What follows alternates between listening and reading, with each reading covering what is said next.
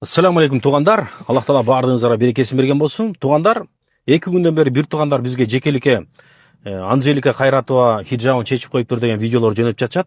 Кеше күні дағы бір туғанымыз айтып қалды.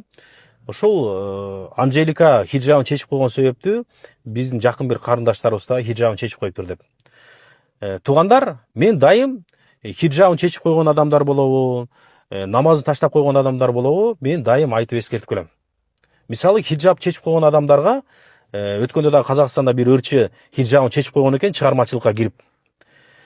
Аллахты жакшы тааныбай кийип алган хиджаб бир күнү болбосун бир күнү чечилет.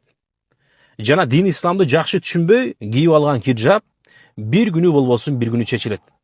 Жана сүйүктүү пайгамбарыбыз Мухаммад саллаллаху алейхи ва салламды жакшы тааныбай кийип алган хиджаб бир күнү болбосун бир күнү чечилет тугандар.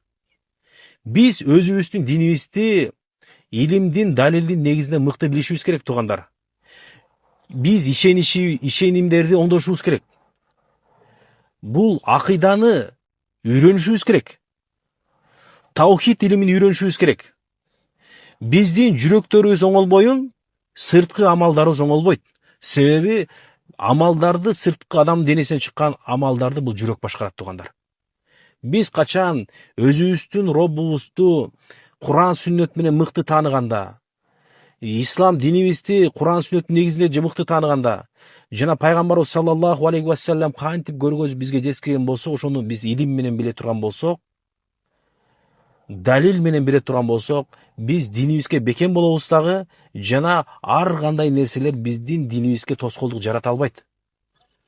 Керек болчу болсо, эгерде өзүнүн динин мыкты билген эже карындаштарга башына пистолет такап туруп, хиджабыңды чеч десе, чечпей өлүп кетиши мүмкүн. Тугандар, кээ бир мусулман эже карындаштар хиджабты күйөөсү үчүн киеткен, күйөөсү айткан үчүн. Кээ бирлер байкеси айткан үчүн кийишет экен. Кээ бирлер атасынан корккон үчүн кийишет экен. А кээ бирлер турмушка чыгыш үчүн, мода үчүн хиджаб кийишет экен. Тугандар, мунун баардыгы тең туура эмес ниет. Эгерде кимдир бирөө ушундай ниет менен кийип жүргөн болсо, ошол ниетин жакшылап оңдобош керек. Аллах үчүн кийилбеген хиджабка Аллах Таала сооп бербейт тугандар. Бул биринчиден. Экинчиден тугандар, Анжелика карындашыбыздын хиджабты чечип койгонунун бирден бир себеби бул чыгармачылык чөйрөдө аралашып жүрө бергени. Кимде ким ыр музыка аралашып, чыгармачылыкта жүрө бере турган болсо, көп арам нерселерге жолугат. Көп арам нерселерде журулушуп, аралашып жүрө бергендиктен адамдын жүрөгү карарып, каратак басып, анын ыйманы алсырап, хиджабын чечип, жана намазын таштап коюу коркунучу бар. Адам эмне болуп, ошо күнөөлөрдүн арасында жүргөн себептүү баткакка батып отуруп, арам нерселерге белчесинен батып, арам нерселер күнөө болбой калган деңгээлге жетип, адам арам нерселерди күнөө деп сезбей калат. Аллах сактасын. Ошондуктан биз дайым ыр музыка менен алектенип жүргөн, намаз окуп жүргөн эже карындаштарга дайым эскертип келебиз. Адам кантип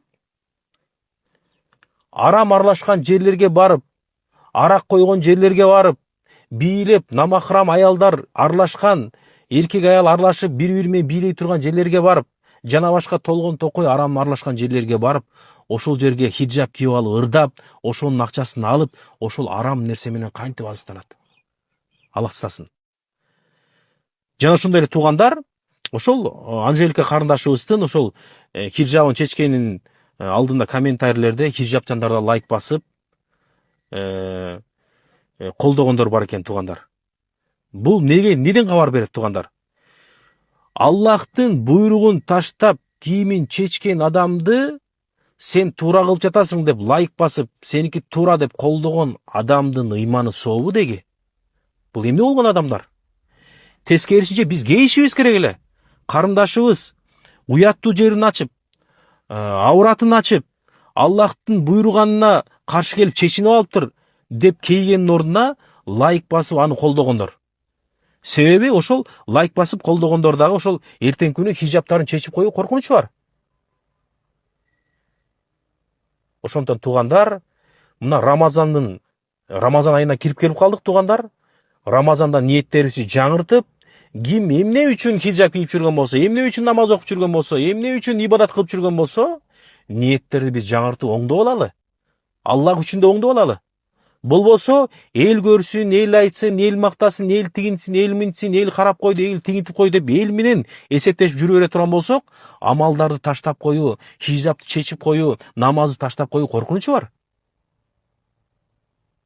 Анан туугандар, аялдын аураты, аялдын уяттуулугу, аялдын абийири кымбат турат. Ошол кымбат нерсени бекер көргөзүп чечип салбаш керек. Аллах сактасын, эртең ажал келип калып, Аллах Таала биздин жаныбызды алып кое турган болсо, ошол хижаптарын чечип койгон эже карындаштарын жанын алып кое турган болсо, эртең анын уяттуу жерлерин кепин менен жапканга туура келет.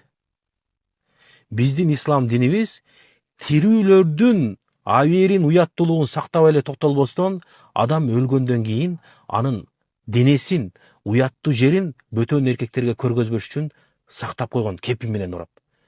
Баарыңыздар билгендей, мүрзөгө барганда ошол өлгөн, бул дүйнөдөн өткөн аял кишинин денесин көргөзбөстөн үстүнөн килем менен жаап узатабыз. Не үчүн? Ал өлүк болсо дагы анын абийири, уяттуулугу сакталган. А тирүү адамдыкычы андан 100 эсе сакталган. Ошондуктан тирүү кезимде хижаб кийип, уяттуу жерибизди жаап, кыргызда жакшы сөз бар эмеспи? Эсиң барда этегиңди жый деген. Жана ошондой эле баардык эже карындаштарга кайрылат элем. Биз хижабты кие турган болсок, биз бир гана калыс Аллахтын ыраазычылыгы үчүн киели. Бирөө үчүн эмес, мода үчүн эмес, ата айткан үчүн, байке айткан үчүн, күйөө айткан үчүн эмес. Чын ыкластан бул ибадат, Аллахтын буйруган парзы деп киели. Ошондуктан биз мусулмандар арам нерселерге түшүп калбаш үчүн жана Аллахтын буйругу болгон ибадаттарды таштап койбос үчүн эң биринчиден туугандар динибизди туура акыйданын үстүнө курушубуз керек. Ишенимибизди оңдошубуз керек туугандар. Ал дегендик өзүбүздүн Роббубузду жакшы тааныта турган, Аллах Тааланы жакшы тааныта турган таухид деген илимди үйрөнүшүбүз керек. Таухидти бекем карманышыбыз керек туугандар. Таухид бул диндин фундаменти. Ла илаха иллаллах келмеси бул таухид келмеси.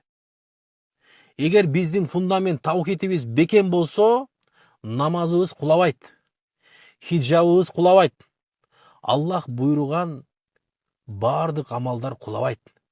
Жана Аллах тыйган арам нерселерге түшүп калуудан биздин таухидибизди кармануубуз сактайт. Бизди байлык, бийлик азгыра албайт.